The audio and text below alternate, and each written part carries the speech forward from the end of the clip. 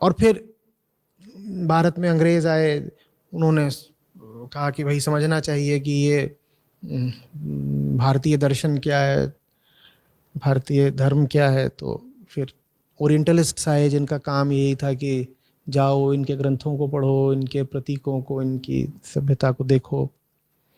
तो उन्होंने और शोर मचाया, उन्होंने कहा कि यहाँ तो ऑब्सिनिटी बहुत है। बोले ये देखो, ये जिन देवता की सबसे ज्यादा पूजा करते हैं वही लिंग के रूप में पूजे जाते हैं।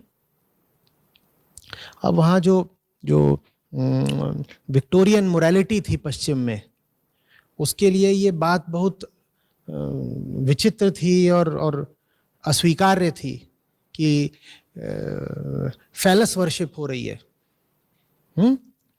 मनुष्य के लिंग की पूजा हो रही है। तो उन्होंने जो जो जो पढ़ा लिखा भारतीयों का वर्ग था उनके संपर्क में, उनमें ये भावना डाल दी कि देखो तुम्हारा तो जो पूरा अतीत ही है वो अश्लीलता से भरा हुआ है, और वो बात, वो झूठा सिद्धांत, वो एकदम हास्यास्पद जो मान्यता है, वो आज तक न सिर्फ चली आ रही है बल्कि बहुत लोगों में वो और फैल गई है।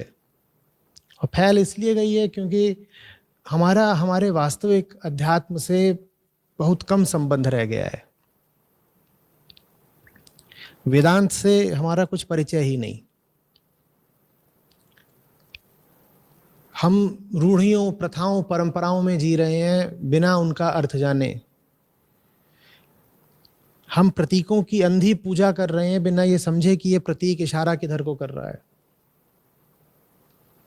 वो बहुत ऊंची जगह की ओर इशारा कर रहा है, पर उस ऊंची जगह से हमें कोई संबंध नहीं, कोई प्रेम नहीं।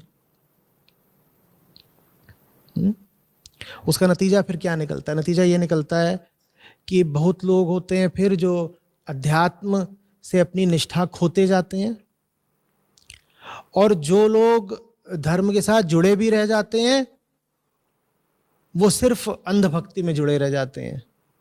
उन्हें समझने से कोई मतलब नहीं होता, वो बस पुरानी परंपराओं को रट के दोहरा रहे होते हैं। समझ में आ रही है बात?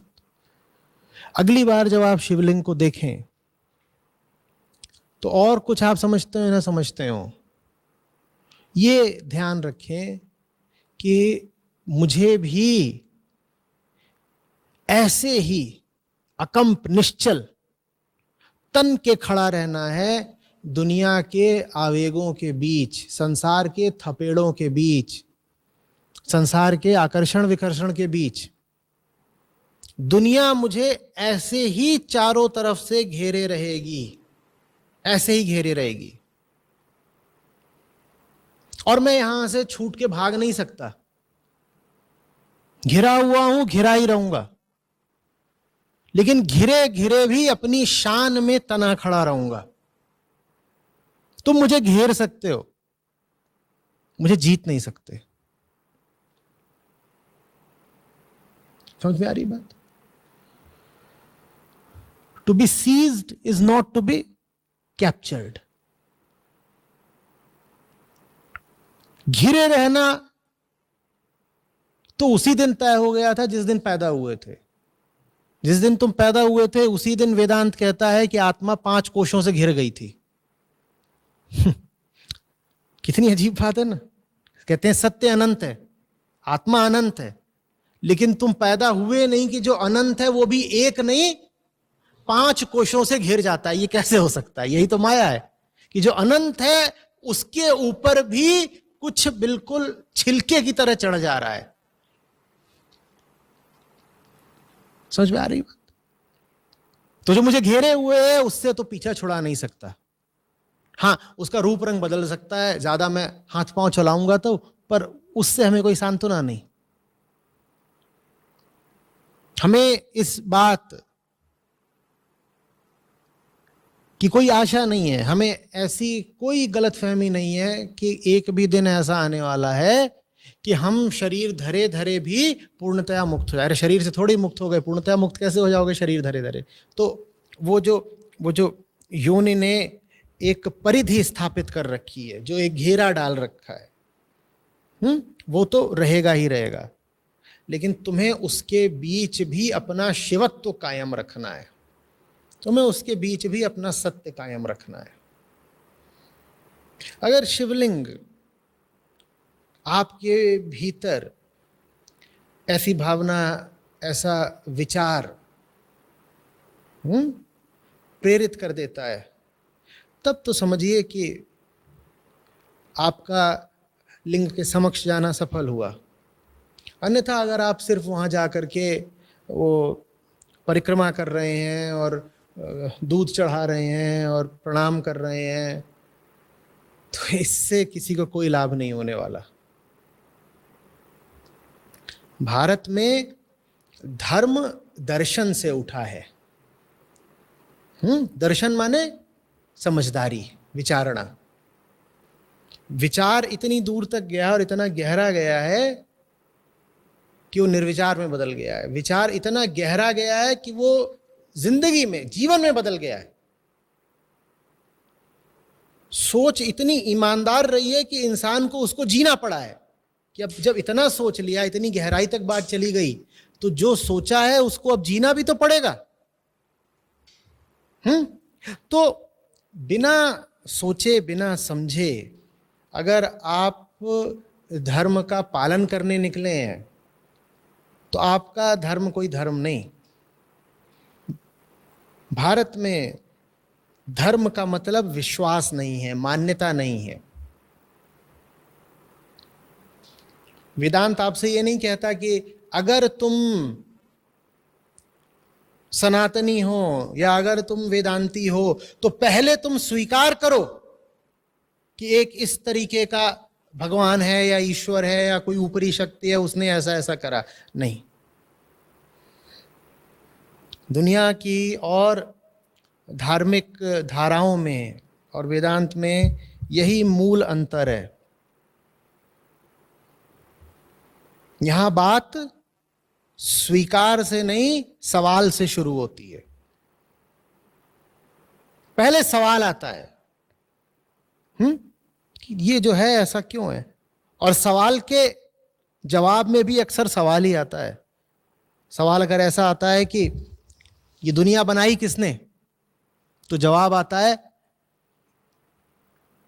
कौन पूछ रहा है ये सवाल, किसकी दुनिया, किसको प्रतीत हो रही है दुनिया, किसके अनुभव की दुनिया की बात कर रहे हो बेटा। ये वेदांत की प्रक्रिया, इससे ज्यादा साफ, इससे ज्यादा कड़ी, इससे ज्यादा ईमानदार प्रक्रिया दूसरी नहीं है। यहां समझने पर जोर है। तो आप अगर शिवलिंग को समझे नहीं, तो आपने शिवलिंग को अपने लिए व्यर्थ कर दिया। समझिए। भगवान श्री, तो वीडियो में भी सुना था कि आपका ही कि प्रकृति और पुरुष दूर रहते रहते ये योग है। मतलब एक ऐसे दूर रहेंगे तो वो योगी है। तो फिर तंत्र की बात भी उसमें थी, लेकिन उसको मैं समझ नहीं पाया कि प्रकृति और पुरुष मिल भी गए तंत्र में, जैसे मिलाने की बात। असल में दोनों ही अपने अपने तरह से एक ही बात बोलते हैं। आप वास्तव में सांख्य योग और राजयोग की बात कर रहे हैं, उसमें आप फिर तंत्र का भी पूछ रहे हैं। वो सब अपने अपने तरीके से एक ही बात करते हैं। देखिए, प्रकृति और पुरुष में सही रिश्ता क्या हो, यह दर्शन का पहला सवाल है। प्रकृति और पुरुष का सही रिश्ता माने इंसान का और संसार का सही रिश्ता। ठीक है,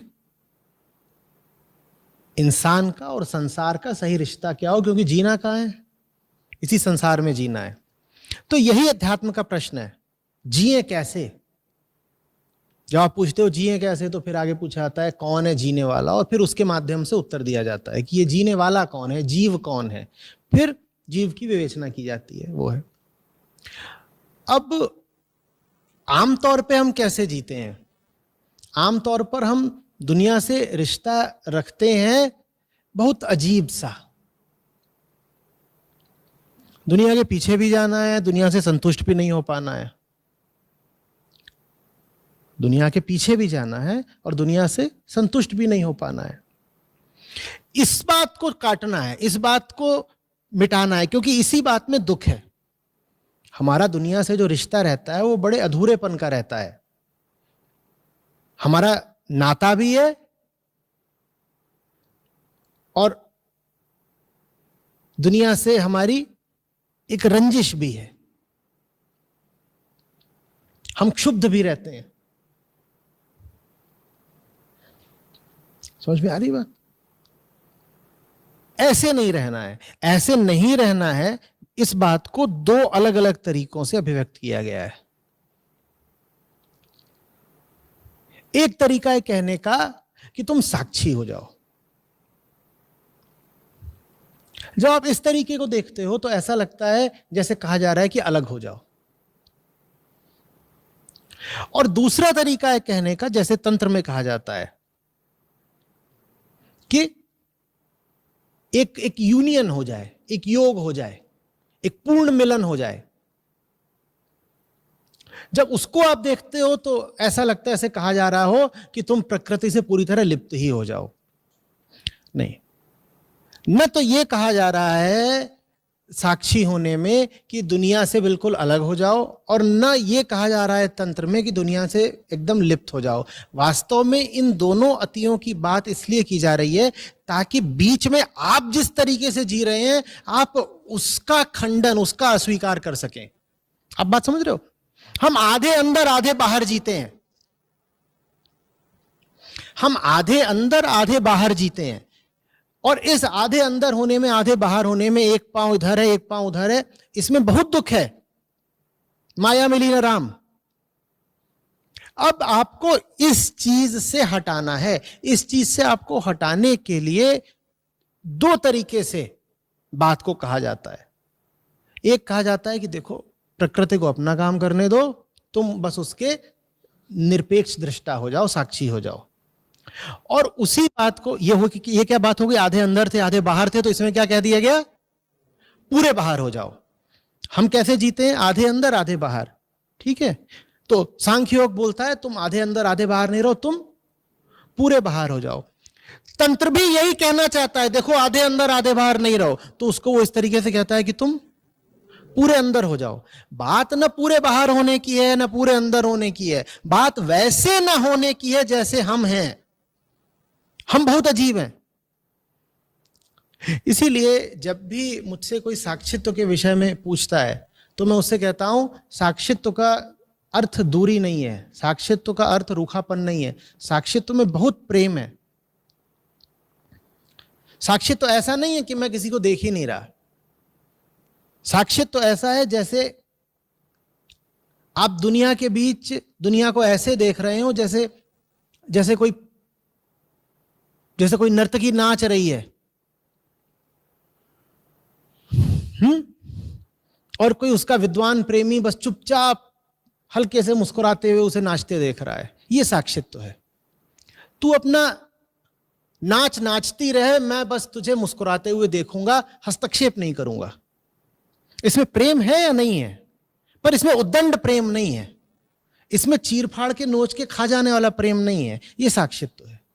मैं साक्षी हूं, तू अपना काम कर,